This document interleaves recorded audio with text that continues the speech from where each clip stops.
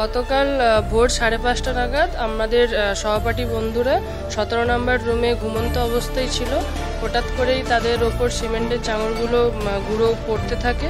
তারপর আচমকা ঘুম ভেঙে দেখে যে কড়িকাঠ যে বর্গা সিলিংটাকে প্রোটেক্ট করে রাখে, সেইটা একটা যে সিটটা ছিল সেই সিটের ওপর একদিকটা পড়ে এবং একদিকটা হেলে পড়ে, যেখানে সে শুয়েছিল দরজার কারণে আটকে যায়। এক্ষেত্রে তার প্রাণহানিও ঘটতে পারে, কিন্তু সে তৎপর হয়ে অন্য রুমে ছুটে যেয়ে তার প্রাণ বাঁচায় এবং আমরা এই ঘটনা কর্তৃপক্ষকে জানাই আমাদের সুপার ম্যাডামের মাধ্যমে। তারা আসেন, দেখে যান, কিন্তু এখনো পর্যন্ত আমরা নির্দিষ্ট কোনো সদুত্তর তাদের থেকে পাইনি। আমাদের সুরক্ষা নিয়ে আমরা যথেষ্ট চিন্তিত এবং কালকের ঘটনা ঘটে যাওয়ার পর আমরা মানসিকভাবে ভেঙে পড়েছি।